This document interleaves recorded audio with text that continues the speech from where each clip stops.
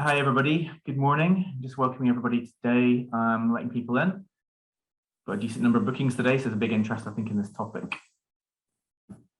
So I put in a few web links actually on the event itself in terms of fair work and social enterprise. So we've written an article a while ago actually about a blog about social enterprise and how we connect with the fair work agenda. As people know, you've probably seen that as well. We did actually submit a consultation response to the Scottish Government consultation on fair work. So we've kind of been involved in this agenda for a while now, at least, just trying to make sure that the social enterprise voice is heard and making sure we're really connecting with this agenda, which I think is really a natural fit for social enterprise, certainly. So I think we can probably start now. I've got a number of people here. There might be a few more joiners as we kick off, but we can probably kick off just now. So our first speaker is Helen Martin from the Fair Work, speaking on behalf of the Fair Work Convention. So if I just hand over to you just now, Helen, if that's okay. Oh, yeah. So first challenge, get off mute. Second challenge, share screen. And hopefully everybody can now see some slides. If I can put them into a slideshow, there we go. So thank you so much for inviting me here today to talk to you a little bit about fair work and the work of the Fair Work Convention and some of the ways in which fair work is likely to advance and progress over the next year or so. I thought it would be first reasonable to start with just exactly who the convention is and the sort of work that we do. So the convention is independent of government. I come from a secretariat that's housed within the Scottish Government and therefore have a Scottish Government email address, which I think confuses everyone into making them think that I represent in some way the Scottish Government, but I don't. I represent the Fair Work Convention, and the convention is independent and it brings together employers and unions with academic expertise, and our role is to advise ministers on fair work and to advocate and promote fair work across Scotland. And our vision really is that by 2025, people will have a world-leading working life where fair work drives success, well-being and prosperities for individuals, businesses, organisations and society. And for me, the fact that this is something that's not just for workers, it's about businesses too, it's about organisations, it's about society. I think that's really important to understand, that this is something that actually shapes and supports communities in a really meaningful way. And it's about the right way to do business, and it's about the right way to run our economy in a way that raises well-being and actually unlocks economic prosperity for everyone. So the Fair Work Convention is actually a relatively small number of people. Here we are. It brings together a mixture of employers and unions. We have co-chairs up at the top here, Tricia Finlay and Graham Smith, and then we've got a range of sort of advisors who can tell us about their experiences from different sectors. So we've got different trade unions involved who come from, you know, different backgrounds, from the public sector, from the private sector, and we have employers equally from different backgrounds. We've got private sector employers, and we've got public sector employers here from Aberdeenshire Council, for example, and we've got Anna Fowley from SCVO representing the third sector as well, because, you know, equally important part of our economy who we need to hear from. So the work of the convention we really see as twofold. We've got a kind of cross-cutting capacity building where we kind of go out into Scotland and we support people to understand fair work, we support people to build it into their own work, and we've developed a number of tools to help that happen for workers and for employers. We also do a bit of tracking of how fair work is being embedded in our economy, and our recent report on that, well, it's a wee bit older now, but it came out in December 2020, and it looks at sort of how well Scotland is doing across all of the dimensions of fair work. We also then have a really in-depth sectoral focus, and we think it's actually really important that we consider fair work in context and in the context of sectors. And we did our social care inquiry that was launched in February 2019, and that gave a kind of route map to government about how they could better embed fair work within the social care sector. And it looked not only at, you know, different ways to organise contracts and different ways to support workers, but actually also different ways to do commissioning and to think about how money comes out of the public sector and into social care, because a lot of that was driving the outcomes for workers on the ground and driving the relationship between employers and workers as a result of those arrangements. So we had 5 recommendations in that inquiry, which have an entire work stream now in government working on, and it's feeding into the National Care Service as well. We're about to report actually on our second inquiry that was launched in March 2020 on the construction sector, and it's about to report in April of this year, early April, and it will give a whole range of recommendations, 26 in total, about how fair work can be advanced in construction, a different kind of workforce, much more firmly in the private sector, but much more developed sort of fair work structures with a whole range of sectoral agreements in place already that can be used to support fair work in that industry. So some of the questions there are a wee bit different, more looking at procurement, more looking at skills, more looking at the transition to net zero as well and the future of that sector going forward. We are then launching in June an inquiry into the hospitality sector, which will be a totally different inquiry again, this time looking at a sector where the lever between government and the sector is practically non-existent. So in social care, it was a direct commissioning relationship. In construction, 50% of spend came through public sector agencies. In hospitality, we've got a different question about how we drive change and how we make things better. So that gives you an idea of the work of the convention. We're a very small organisation, but we're there to kind of give that strategic vision and to really look at some meaty issues around how you deliver fair work in practice and how you make progress in this area. So just so that everybody's on the same page, and I'll not labour this too much, it's just useful to remind ourselves what fair work is and how we've designed it. Now, fair work is, we didn't make it up, it's a concept that actually is rooted in a whole range of academic and international kind of evidence. At the international level, they primarily call it decent work, and it comes down from the ILO, the International Labour Organization, and it has a whole sort of history and foundation to it in academic terms and in sort of understanding the labour market. And what we've done in Scotland is very much create a framework. So the framework has 5 dimensions within it: effective voice, opportunity, security, fulfilment, and respect.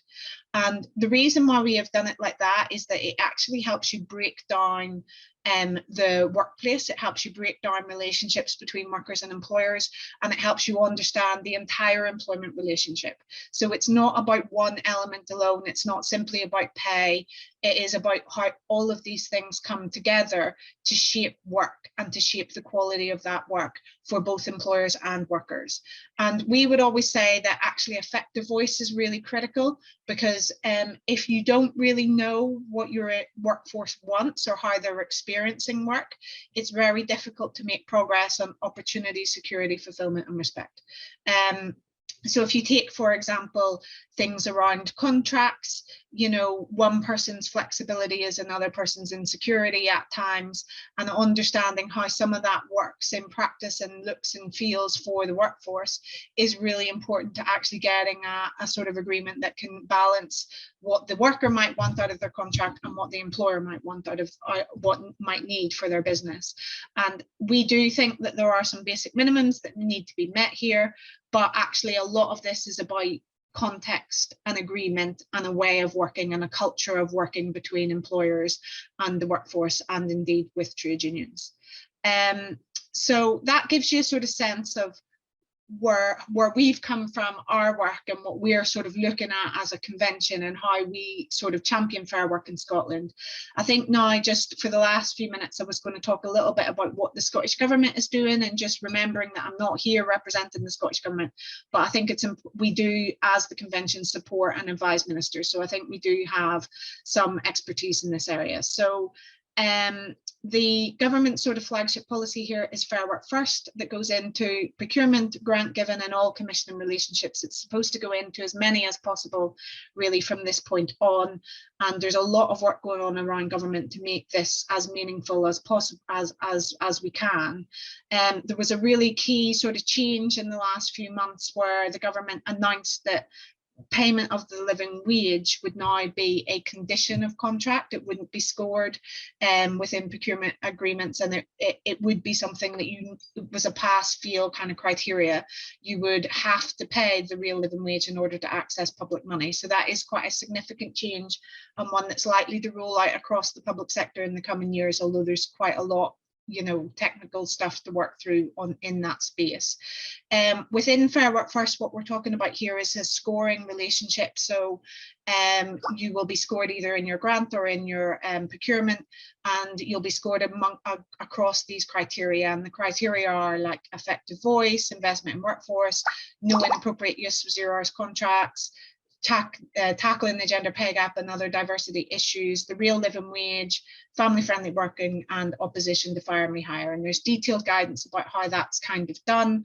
But the idea here is that you make commitments to how you're going to meet these things, you make progress year on year, and that you also put in some quite interesting mechanisms around workforce voice to sort of verify that you are doing what you're saying you're doing as an employer. So it's quite an interesting approach to sort of embedding fair work across the public sector and pushing it out into other organisations and other businesses.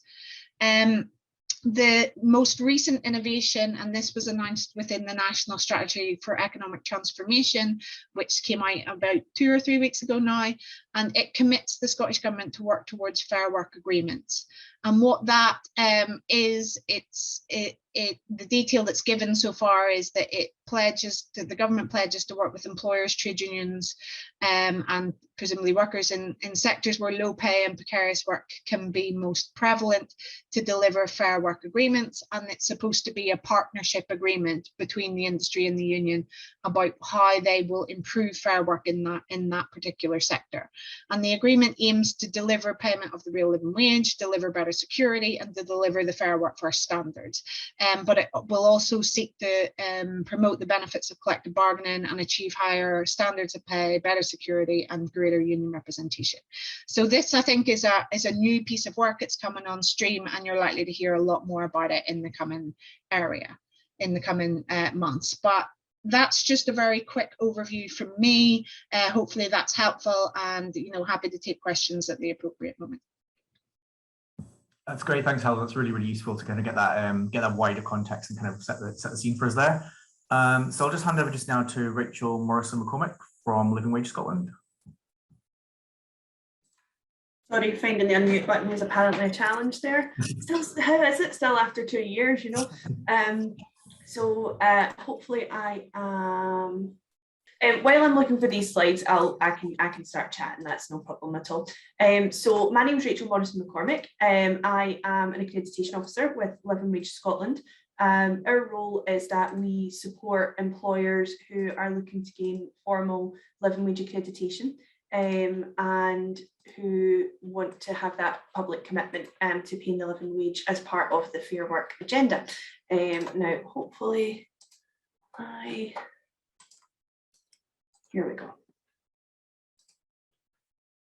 Get it onto the start. That's great, we can see those. Perfect. Perfect, excellent. So I'm going to keep it this way so I can dip in and out of things if I need to, but good morning, everyone, again. Apologies for that start. So before I kick off and talk too much about the living wage specifically, I just want to set the scene a little bit in regards to poverty in Scotland. So currently in Scotland, there's more than 1 million people in Scotland who live in poverty, and that includes almost 1 in 4 children. There 60% of working age adults live in poverty, and 65% of children in poverty live in a household where someone's in employment. So poverty is a really stark issue within Scotland at the moment. In the 1990s, between 96 and 99, this figure was actually only at 47%. So we can see there's been a real marked increase in recent years, and what's more, these figures are likely to increase in light of COVID-19. So there is a lot of work to be done in Scotland around the challenges of poverty. It's really easy. I'm really sorry if you can hear my cat running about behind me. I'm so sorry. It's easy to find these figures alarming, but there is things that we can all do. The reason we're here, being part of the Fair Work agenda, and each and every one of us does have a part to play in creating the just and compassionate society that we all know we want to live in. And we at Living Wage Scotland, we strongly believe that payment of the real living wage is a key part to building a fairer society for all of us. So What is the real living wage? So the real living wage is a practical solution to alleviate some of the pressures of in-work poverty. It's a voluntary rate that goes beyond the legal minimum, and it is calculated independently each year by the Resolution Foundation, and it's overseen by the Living Wage Commission, using the best available evidence on living standards across the UK at the time of calculation. They are the only rates independently calculated based on what people need to live on. Currently, the rates sit at £9.90 for across the UK and £11.05 for London. They're calculated to ensure that workers can meet their everyday needs, such as a weekly shop, a surprise dentist trip, a new school uniform for grown kids. This isn't about luxury, it's about ensuring people can meet their basic costs, and nobody is within that situation where they're having to choose between heating their home and paying their food bills. So it's really about ensuring that we all have those basic things that we should have as a community. So briefly going to talk about growth in the movement. So back in 2014, when Living Wage Scotland was established, there were less than 20 living wage employers in Scotland, and we now sit at more than 2,500 in Scotland. We had that milestone just last month when Ludden Construction were announced as our 2,500th accredited employer, currently representing 27% of the UK total. So we definitely pull our weight in Scotland, and there's a real appetite for fair work and for commitment to paying the living wage. The movement in Scotland has led to 52,000 workers being uplifted to the real living wage, and has put £310 million back into the pockets of low paid workers since 2014. So there's been real progress made in Scotland on this. I'm delighted to say as well that in 2021 we saw double the number of living wage accreditations than in 2020, showing that the pandemic and COVID-19 has actually encouraged more employers to sign up to becoming accredited. It's made them realise in some ways that they want to do more for their staff and they want to do the right thing. And we're continuing to be as busy as we've ever been, really exceptionally busy, which is excellent. And we were delighted to see particular growth in low paying sectors such as care and hospitality since the start of the pandemic. So seeing those sectors where low pay can be a real issue, starting to make real progress, which was excellent. So what is the living wage commitment? We are asking you to take a long-term commitment to paying your workers a wage that covers the cost of living every year. It's about following the rate year on year and ensuring your staff meet that. It's calculated each year using the best available data at the time of the calculation. And employers who choose to be living wage accredited commit to two things. They commit that all their directly employed staff aged 18 and over are paid at least the real living wage of £9.90 per hour at the point of accreditation.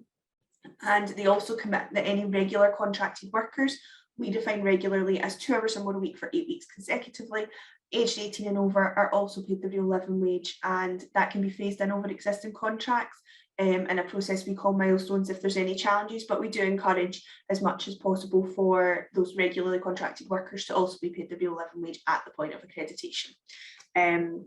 At the moment, I'm delighted to say there's 81 accredited social enterprises in Scotland at the moment, so a decent number, and it's definitely continuing to grow. We're seeing continued growth from social enterprises signing up, but I am aware from the 2019 census, I'm excited to see what the figures are actually when the new one comes out. I was having a look this morning, that 75% of responding social enterprises to the Social Enterprise Scotland census in 2019 said that they pay, 75% said that they pay the real living wage. So we would love to welcome more of these employers into the network and for them to gain that formal commitment and that formal recognition of their commitment to paying the real living wage. So some benefits of paying the real living wage and gaining accreditation. Being a proud living wage accredited employer, it's one of the clearest messages an organisation can send about its values. A lot of our employers talk a lot about how it speaks into social responsibility as a business. It really shows your values publicly, not just to your staff, but to organisations you work with, to your customers. It's a really easy way, and ethical consumerism is something that we're hearing a lot more about from our accredited employers, and we know that it's something that they feel that even if you are already paying the living wage, having that badge and saying, do you know what, we're committed to doing this, it just ties in lovely. And especially for social enterprise, we know that so much of what you guys do is obviously feeding back into your communities, to society, to wider issues, that it really is something that makes perfect sense together. Research that's been done shows that it can enhance productivity, it can reduce absenteeism, it can improve the recruitment process, and it can boost staff morale. Some stats on that: 86% of employers who were surveyed in that survey told us it enhanced their reputation. 64% said it differentiated them from their competitors, and 53% said it improved recruitment and retention of staff. So it does have real tangible benefits, and those are benefits from gaining the accreditation, not simply from paying the living wage, from actually having that badge. Overall, we were delighted that 93% of accredited employers surveyed said that being accredited brought them positive benefits, and that's exactly what we want to hear. So when we talk about the real living wage, we talk about it in three strands. We talk about it as good for workers, good for business, and good for society. And I've already touched on why it's good for business, why it's good for workers, so I want to touch briefly on the good for society part. Back in 2018, the Smith Institute completed a report called the Living Wage Dividend, and that report at the time showed that if the quarter of the lowest paid workers in 10 city regions across the UK were uplifted to the real living wage, then it would put £1.1 billion back into the UK economy, and it would bring positive results. It would put less pressure on I'm completely blank on my words here. It would put less pressure on government services, it would increase taxes, it would improve health. You know, there's a range of real benefits it would bring societally. Really interestingly, last year they redid their numbers and they produced an additional report which showed that actually following COVID-19, that boost to the economy across the UK would be £1.5 billion now, so actually increased on that. Specifically, Glasgow City region was looked at. It was the only city region in Scotland looked at, so it's the only one I have to reference, so apologies for those of you who are Edinburgh potentially or elsewhere. But it showed that if, again, a quarter of low paid workers in the Glasgow City region were uplifted to the real living wage, £29 million would be put back into the Glasgow economy, and part of that comes from the fact that, as we've said, it would reduce pressure on government support systems, on council support systems, but also most low paid workers spend their money locally. So that whole idea of putting back into your economy and supporting local business, you know, paying the real living wage can really contribute to the wider societal aspects of looking at of the positives it can bring. Yeah, so I'm going to read this quote, then I'm actually going to turn my slides off so I can read my notes for my last slide. So this quote was given to us by an employee of a social enterprise who told us that being paid the living wage has given me the freedom to work reasonable hours while being able to support myself financially. I don't worry about having to work every hour possible to live comfortably. And I think that's something that all of us can relate to. It's about that balance in life and understanding that it shouldn't have to just be about working. I'm going to pop my slide off so I can read my notes just before I finish up. So I actually have a quote from Duncan's news article in December discussing the Fair Work agenda. So in it he had said that fair work is about building progressive, inclusive workplaces where everyone is valued and can equally thrive, and I couldn't agree more on that. While the real living wage is rightly so, it's only part of the Fair Work agenda, and the other parts that have been touched on are equally as important, and it's not a silver bullet to fix all the issues within any organisation. Payment of the real living wage is, however, a strong and positive first step as we look to build a more compassionate and just society for us all. The values and aims of social enterprises align naturally with the Fair Work agenda, and I'd personally love to see the social enterprise sector in Scotland taking their place and leading the way in payment of the real living wage and other aspects of the Fair Work agenda as things move forward. So that's all from me just now. Thank you for putting up with my tech issues. I'd be delighted to chat with any and all of you about the real living wage and accreditation. And if you have any questions, I'll be staying on to answer the queries you have at the end. Thanks so much. That's great. Thanks, Rachel. That's really, really good, I think. And as you mentioned, the statistic around social enterprise and the real living wage is 75%. but yes, we'd like to get some more officially recognised, I guess, with actual accreditation. Yeah, it would be fantastic to have some more. You know, you guys do such amazing work in what you do in your communities, and you know, it's just it just ties in so well to what you guys do. So it would be fantastic if more would be interested in joining up. Absolutely. As we mentioned as well, we do have the new census coming out. There's been a bit of a delay to that process, but hopefully soonish the new census is going to be out, so we can then see what the stats are in terms of the real living wage in social enterprise as compared to 2019, which is obviously quite a long time ago now, and lots have happened since then. Yeah, I'm just really keen on the living wage in general, because I think it's a good way for social enterprises and other organisations to really demonstrate their commitment to fair work. It's relatively straightforward, I think, compared to some other aspects maybe. So I think it's really powerful. So I'll just hand over now to Kirsty Thomson from the Circle to speak about fair work from her perspective. Okay, hi. Thank you, Duncan. Can everyone see the slides okay? Is that fine? Yep, brilliant. Thank you very much. So I'm going to just touch on the sort of practical implications, the opportunities, and some of the lessons that we've learned from implementing some of the fair work practices. So this is some of my team based out in the Dundee office, and there's also a couple of the team from Glasgow as well on this. I would say I'm flagging this up right now because a number of my team have faced challenges into employment. They've faced barriers to employment. I myself was unemployed before starting up my first business, then opening up the Circle. So I'm very aware of the implications of some of these practices in ensuring that we provide the best support to our teams. I'll start by saying this: people in social enterprise are your biggest assets. So let's ensure that we provide the right support for them. So that's the fabulous team. We also have a very fantastic board of directors, a range of individuals with great skill sets that support us in our strategy and the development of that strategy. And I think that from my perspective, again, they are the assets of our organisation, and they are the ones who help us to implement some of these really important practices. So we as an organisation are a more than profit organisation. You've all heard of not-for-profit. We believe, however, that through this approach, we focus on making money to do good. So we ensure we have multiple, sustainable, reliable and diverse income streams into our organisation, which allows us to really make the difference to the individuals that we work with. So our values, which is everything that we're hinged on in the Circle, everything from inclusion, fairness, teamwork, professionalism, empowerment, and being pioneering. We work with our staff teams to develop these, our board of directors, our tenants, and our clients. And we've had input over a 2-year period to develop those really important values. And I feel that they really encompass some of the important points around the Fair Work agenda as well. So we have our board of directors, we've got our 20 members of staff. We have volunteers, tenants, clients, contractors, suppliers, funders and supporters.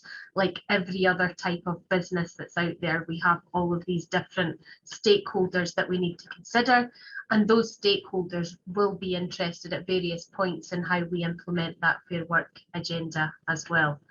So we work with social enterprises, companies, creative individuals, sole traders, limited companies and small to medium-sized organisations and charities. We have offices in Dundee and Glasgow, and we are soon to be developing our sites in Dundee. We have tenancies right across each of these organisations where we offer physical space to a number of organisations, everything from a wrestling group right through to a sewing group, a clothing bank, donation point, the National Lottery Community Fund, and a number of others that you'll see from the slides. So this is just capturing the essence of some of those. So again, from our perspective, as essentially someone who's running the property side of things, we need to ensure that we have the right values and ethos to attract the right individuals into our spaces as well. So we offer room hire and events, and we have a consultancy service that we offer. And that allows us to support individual organisations, anyone from small to medium-sized organisations, right up to large national organisations on all of these services listed. We have also the Circle Academy, which takes individuals who are interested in pursuing their own business ideas through a range of topics to give them the best support to deliver their business ideas and take that vision into reality. So we have speakers from right across Scotland on that programme who are advising on things that they've learned from their journeys, been there, done it and got the t-shirt, so they can then help the academy candidates to get the best results in their businesses. We've also just launched a product series and a series of publications. This is our very first one. We've got a journal that we've developed, and we also have a product range that we're just starting as well. The reason that I'm raising all of this is because I want you to see the diversity of what we do as an organisation, everything from the delivery of the property aspect to the room hire, to the events, to the consultancy, to the products, to the delivery of obviously very vital services to our local community. How we embed that more than profit is through volunteering programmes, the living wage, being a 4-day week employer, working in collaboration with organisations such as Unlimited, where we distributed over £80,000 to social entrepreneurs over a 4-year period in Dundee. We work with Creative Dundee on a micro grant giving programme, which hopefully now that we're coming through the other side of COVID, I'm hoping that we could start that up again, which is a face-to-face pitching event. So hopefully that encompasses how we deliver that approach. And you'll get a feel for the fact that we have a number of services as well as products. So we have had to be very creative in how we implement a number of these strategies in terms of the fair work practices. And I'm just going to talk through how that has been implemented and when we did that. So in 2019, the Circle became an accredited living wage provider, and to celebrate this, we hosted a visit from Jamie Hepburn at the time. And Dundee is really paving the way in terms of being a living wage city, which is a very important message, I think, for our communities and for the individuals that we employ. The implications, I think they will have implications. We are still a relatively small organisation. There are implications on our finances, and these things have to be considered in terms of how we can pay our staff. We want to have the living wage to attract and develop talent as well. And I think one of the biggest things for me was during the pandemic, when the Kickstart scheme started, it was a minimum wage provision. And we could have easily attracted candidates into the Circle through that programme and paid them the Kickstart wage, which would be a minimum wage.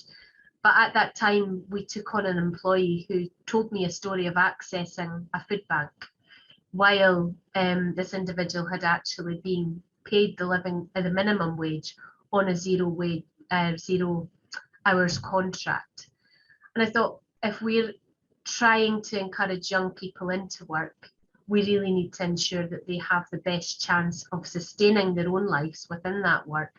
And we need to ensure that they can actually pay to feed themselves. Is such an important thing. And as a social enterprise, I think we really need to be ahead of the game on things like this as well, and ensure that we are trailblazing in terms of this is how we do it, and this is the example we want to set.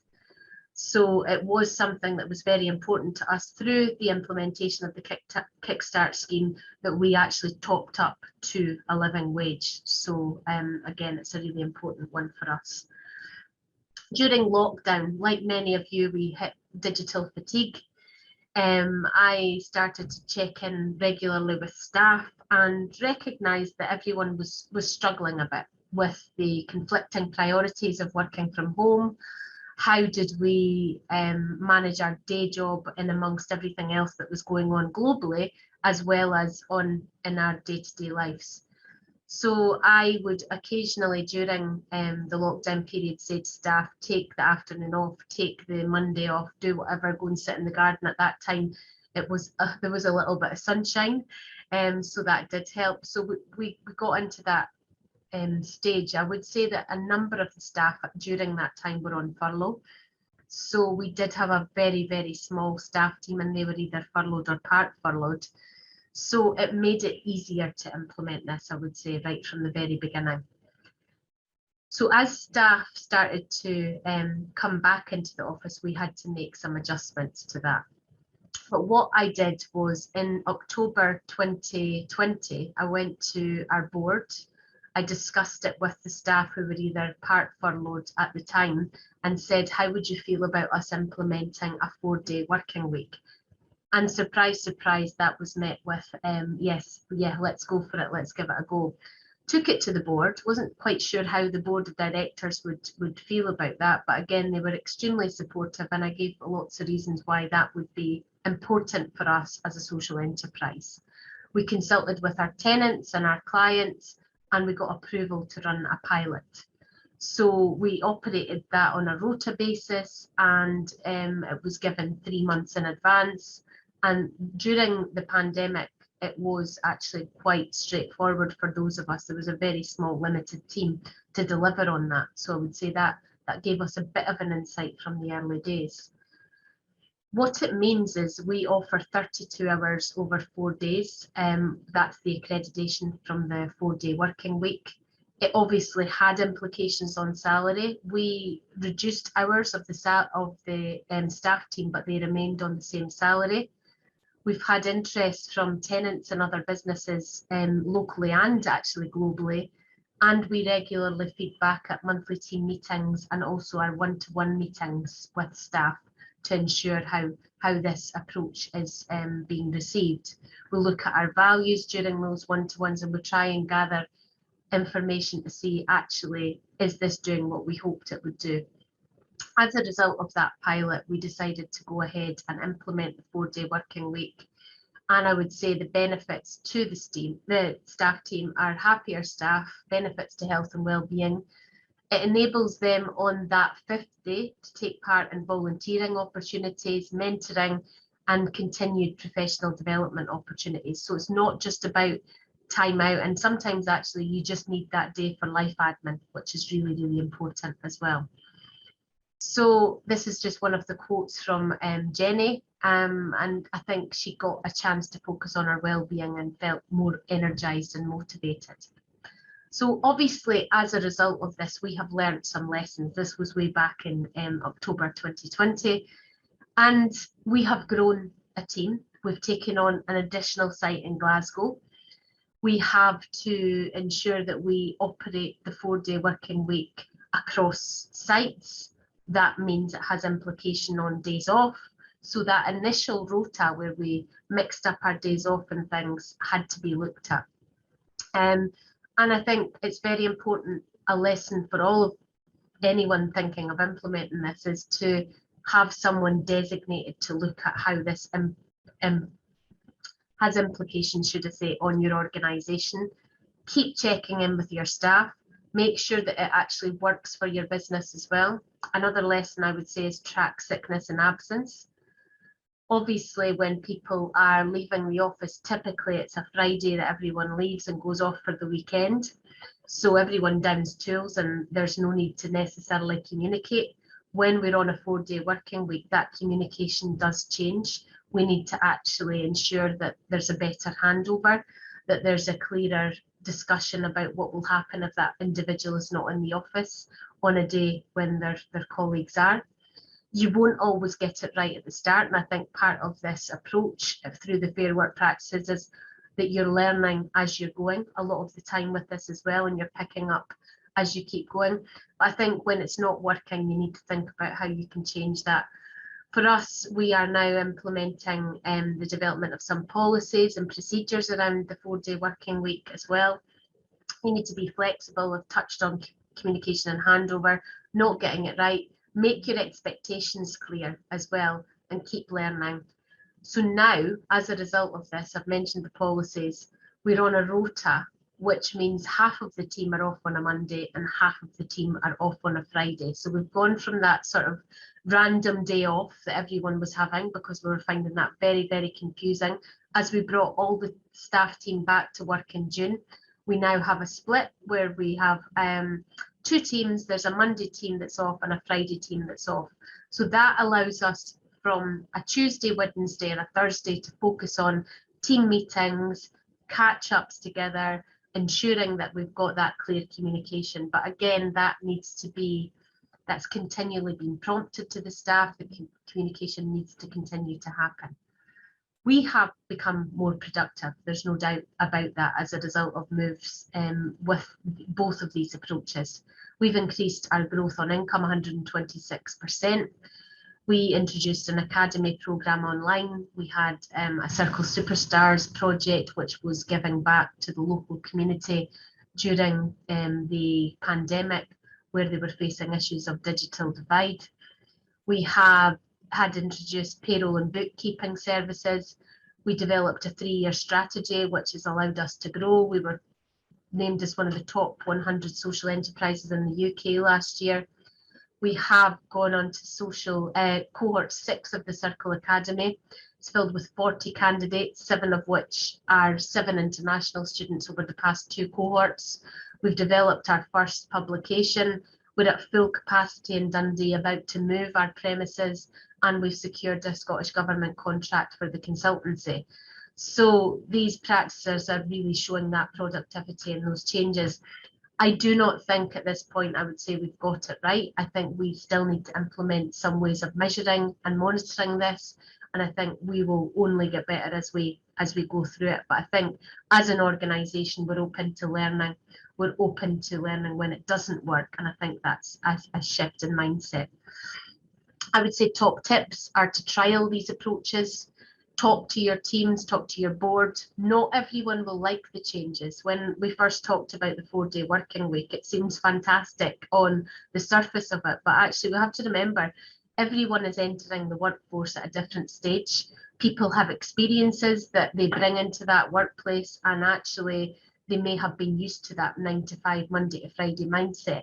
So changing that mindset actually can be quite tricky. And I think we have to be mindful of that when we are working across diverse teams.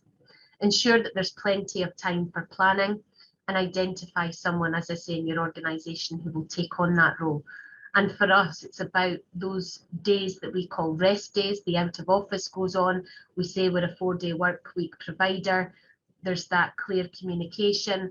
And I think the other thing that we've learned from this process is that we try and encourage staff appointments, anything that sort of life admin takes place during those rest days, so as we don't have that implication during the time that we're all together during the week.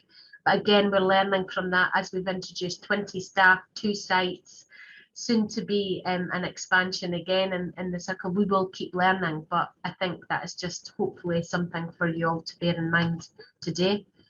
We've been asked questions through funding. Do you pay the living wage? Tell us about your fair working practices and how you implement this. It was touched on around procurement earlier. I think this is something that we will see changing, and I think organisations such as social enterprises need to be ready to lead the way on this. Why is it so important? For me, it attracts talent. We have talent retention as a result. Applications for the posts that we've advertised have increased. And as I said right at the beginning, people are our biggest assets in social enterprise, so we want to ensure that they're provided with the right support. So thank you very much for listening. I'll stop sharing. Thanks, Kirsty. That was really great. I mean, I think it's really encouraging to see social enterprises like the Circle and other social enterprises just really embracing the Fair Work agenda. It's quite exciting, I think, to be honest, in terms of all the stuff that's happening. I thought I'd just kick off with some questions now, if that's all right. So I was actually thinking, I can open up the floor in a minute, but I was thinking in terms of, I suppose, bringing it all back to the social enterprise community. We are good at, for example, as we've mentioned, paying the real living wage. Those stats are really high. We're good at kind of the women's leadership of social enterprise. These kind of stats are really good. But I guess, what kind of areas do you think social enterprises can improve on, and kind of how could they do that? I don't know if you're aware necessarily of all the different aspects of what social enterprises are doing, but what kind of other areas, like employee voice, for example, how could social enterprises could improve on that kind of area? If anybody wants to kick off.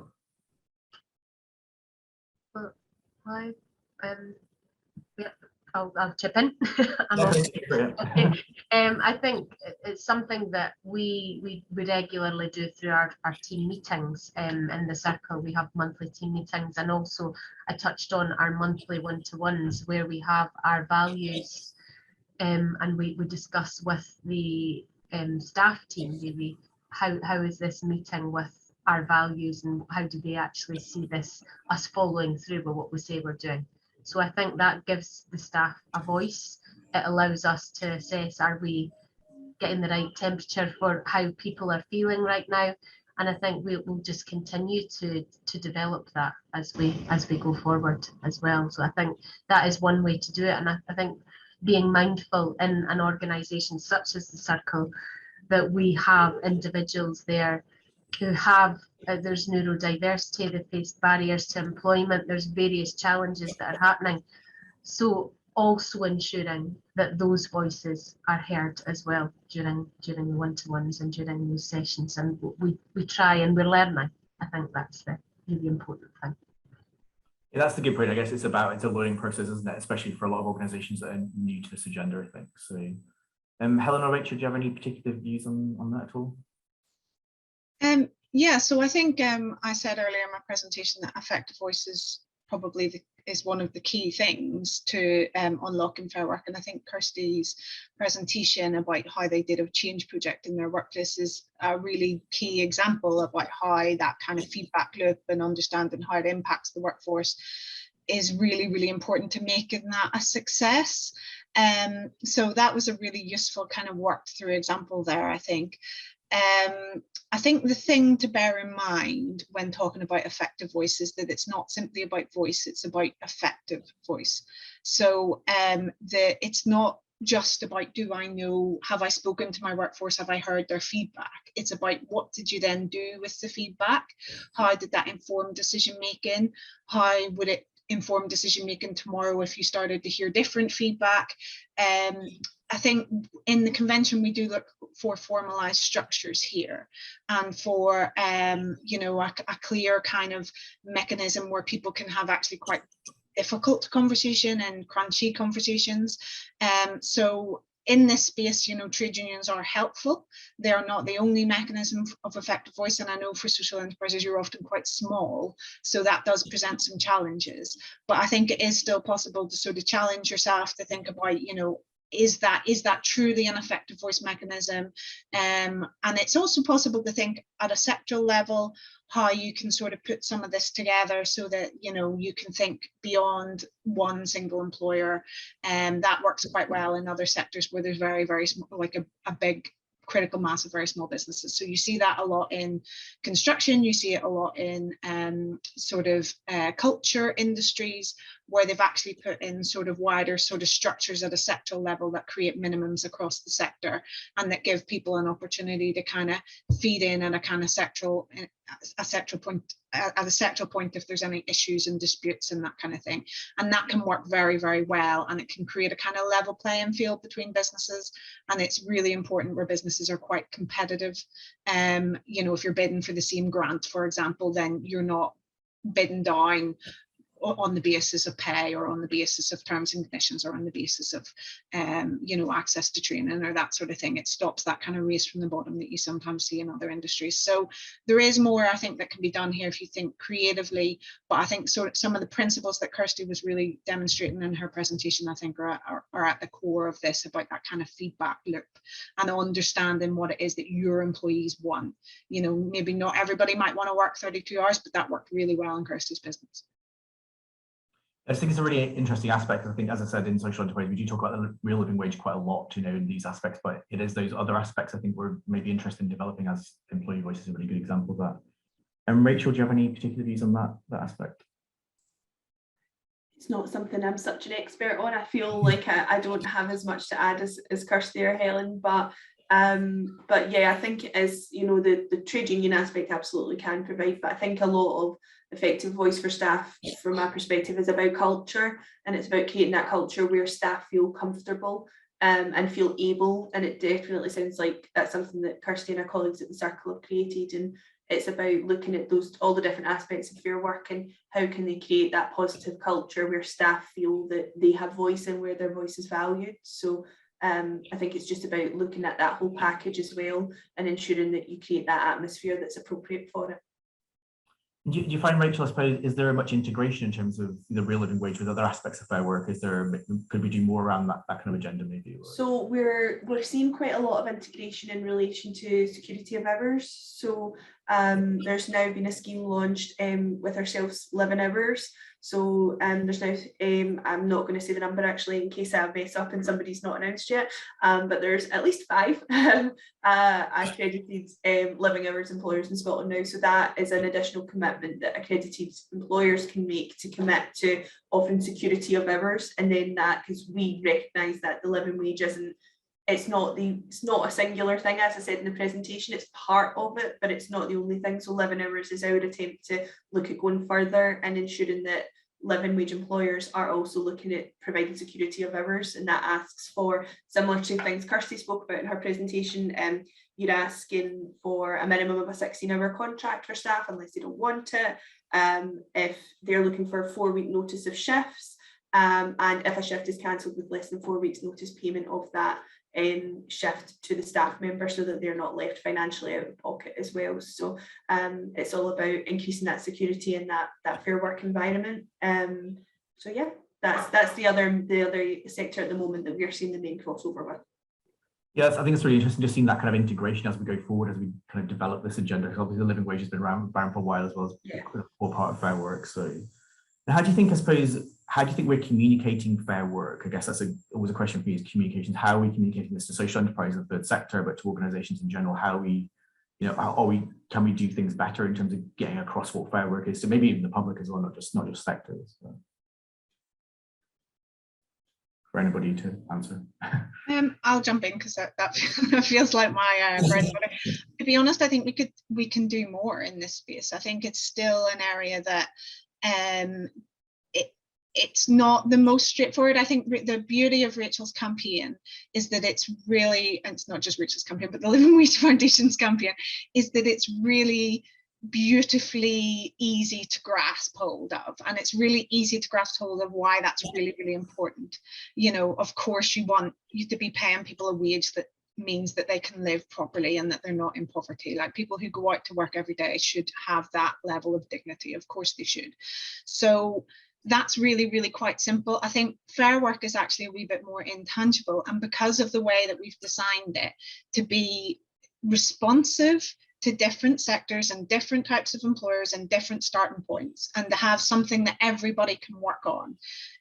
I think that's a strength of the fair work agenda, but it's also a weakness when it comes to communication and it comes to giving people a clear sense of what this is, because actually it requires a little bit of thought, and it requires a little bit of, you know, commitment from the part of the employer and from the workforce as well, to sort of bring that into a reality. So I think it is just that little bit harder to sort of create that momentum behind it. But I do think that we've made a lot of progress, and I think events like this are a testament to that. You know, here is your organisation off its own back wanting to raise awareness of fair work and how it fits with the cultures of your own sector, and I think that's absolutely critical. And we're seeing more and more and more of that, encouraged and prompted, I think, by the Scottish Government doing more conditionality, which is, you know, quite straightforward. Actually, some minimums here are some things we want to see, but I think it encourages that deeper conversation. And really the value of this is in that deeper conversation where you start to really think about, right, what does it mean for me, and how can I make progress given my starting point and given where we are and given my context and the things, the externalities that make fair work a bit challenging for me. And everybody has those. Absolutely, absolutely. There are a couple of questions in the chat. There's one about Islands allowance and kind of, you know, the payment of the real living wage. I think Rachel's answered that in the chat, so anybody's interested in that. I think Alex asked a question about the 4-day week, and there is Scottish Government support and funding for organisations, actually for businesses and social enterprises, to seek to trial a 4-day week. I haven't got the details to hand, but I can send the link on for that as well. I don't know if Helen, you know about that or not, but there is support available for organisations that really want to drive forward a 4-day week. So I think it's another really exciting aspect of fair work. Yes, sorry, Duncan, did you? No, go for it, yeah, go for it. Yeah, so that is within our department too, and I'm not sure of all the criteria around it, but I think the 4-day week is one of the things that is often talked about in a sort of response to automation. And normally when it's looked at in terms of without loss of pay, because it's about trying to take into account the fact that it goes hand in hand with an automation agenda. That means that you might need less working hours. That's not to say that what Kirsty did isn't a really good and interesting project, and there's nothing wrong with that. And I think if that works for your business, then there's no reason why you can't. And there's absolutely no reason why that couldn't be part of a pilot. But the idea of it really was that it would support a better share of the productivity benefits that come with putting in greater levels of, computers doing things instead of workers, and that not being simply hoarded by the company. So that was sort of the genesis of the 4-day week and why it kind of looks the way it does at times. That's great. So we're actually at 12:30 now, so that's perfect timing. I think that went by really quickly, I think.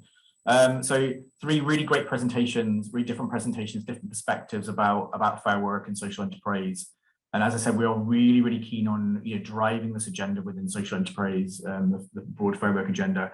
And as I said, we are really good at certain aspects of this, but there are other areas where social enterprises can do a lot more. And I think we're really, really keen on helping drive that as well. Any final comments from any of our speakers about this?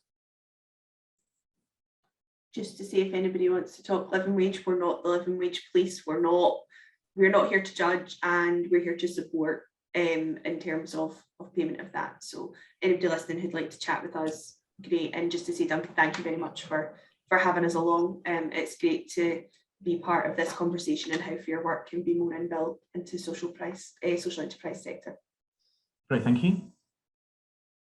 Anyone else? Any final thoughts? I just think as an employer, it's very, very tricky to implement a lot of this. It's actually, as we touched on, a lot of it can be theory, a lot of it can be, well, how does that work for me? And I think one of the biggest lessons we've learned is trial it, talk openly about this, and try some of these practices with your teams to actually ensure it is possible. It might not work out, but I think if you show willing and can learn some lessons from it, it's really, really important as well. So that's my advice. And as an employer, as we touched on, we operate not in an automated model at all. It's very much around the individuals that we employ. So it has had implications on us as a business, and it continues to, but I feel that it's the right thing to do given our values and our culture. Thank you. Brilliant. Helen, any final thoughts? You don't have to, it's all right. Yes, that's really good. Thank you very much for that. I really, really appreciate our speakers coming along today and sharing their knowledge and experience with us. And we'll keep in touch as well, hopefully as we go forward. And we will send information to all attendees as well after the event. Hopefully we can send all the slides as well if the speakers are okay with that.